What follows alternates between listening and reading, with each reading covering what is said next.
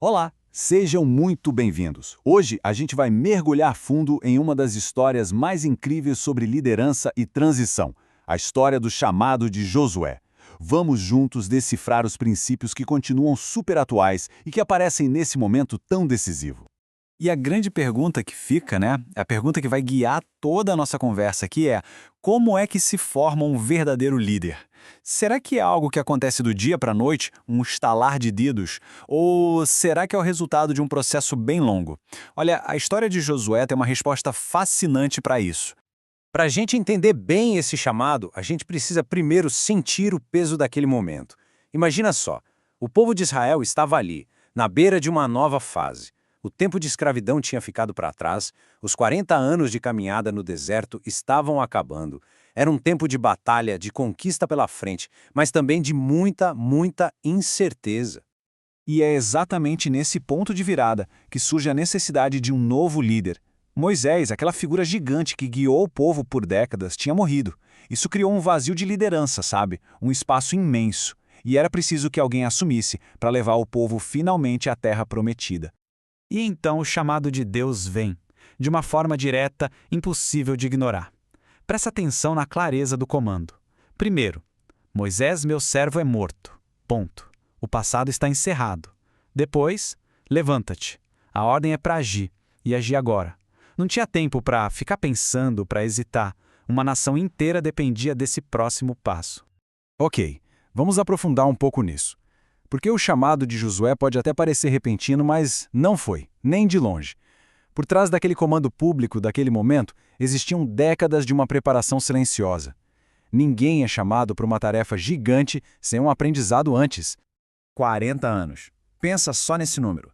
Foi esse o tempo que Josué serviu, lado a lado com Moisés, no deserto.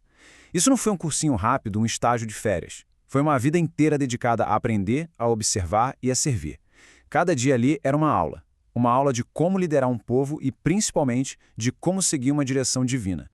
E essa imagem aqui ilustra o ponto central de uma forma brilhante. Antes de ser um sucessor, Josué foi um servo. Ele aprendeu a seguir antes de poder liderar. O caminho do aprendizado, do serviço, foi a base, o alicerce que o preparou para se tornar o sucessor. É uma lição muito poderosa sobre a importância de respeitar o processo, né?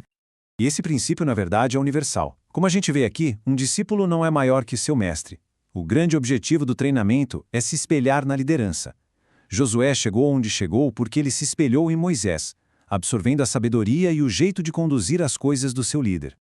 Então, o chamado não foi só uma promoção de cargo, foi um privilégio, quase como uma recompensa pela fidelidade dele. Por não pular etapas, por respeitar a liderança que estava acima dele e por se mostrar leal em cada detalhe, Josué foi honrado com a maior de todas as responsabilidades.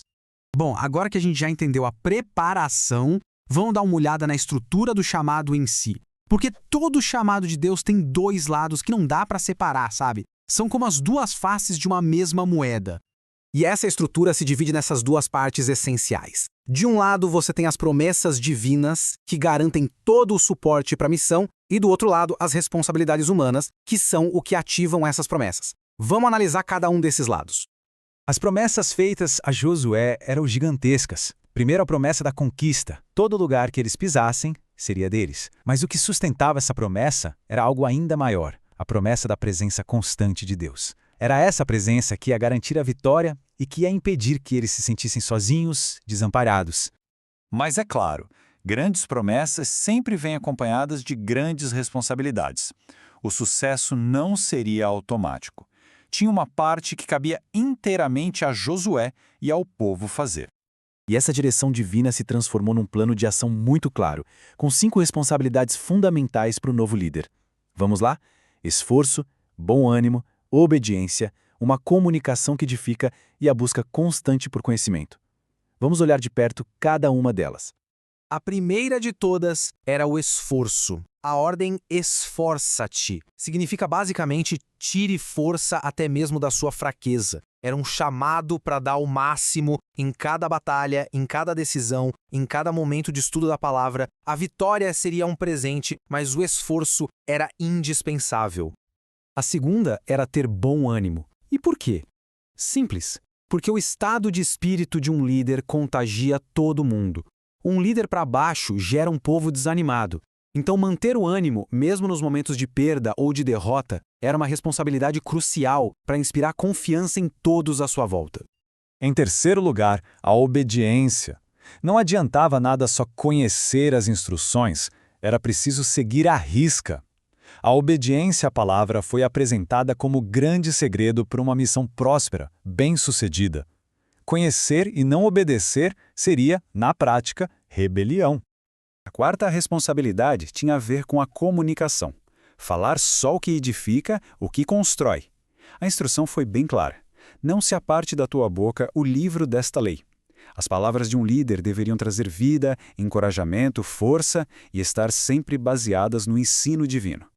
E por último, mas não menos importante, a dedicação ao conhecimento, meditar na palavra de dia e de noite. Isso não é uma leitura de vez em quando, é um estudo profundo, contínuo. É esse conhecimento que protege um líder das armadilhas, das provações e das falsas doutrinas que sempre aparecem. Quando a gente junta todas essas peças do quebra-cabeça, a gente começa a ver a essência do que significa ser chamado para liderar. Não é tanto sobre carisma ou um talento natural, mas sim sobre um conjunto de princípios que são fundamentais. No final das contas, tudo se resume a estes pilares aqui: a dedicação ao conhecimento, ao aprendizado que nunca para, o esforço para agir, mesmo quando se sente fraco, o ânimo, a coragem para inspirar confiança e, acima de tudo, a obediência para seguir a direção que foi dada. Essa é a fórmula para uma liderança que realmente funciona. Isso tudo nos deixa com a reflexão final. Trazendo esses princípios para hoje, para o nosso tempo, quais seriam os pilares que não podem faltar numa liderança com propósito? Fica aí a pergunta para a gente pensar. Obrigado por acompanhar esta análise.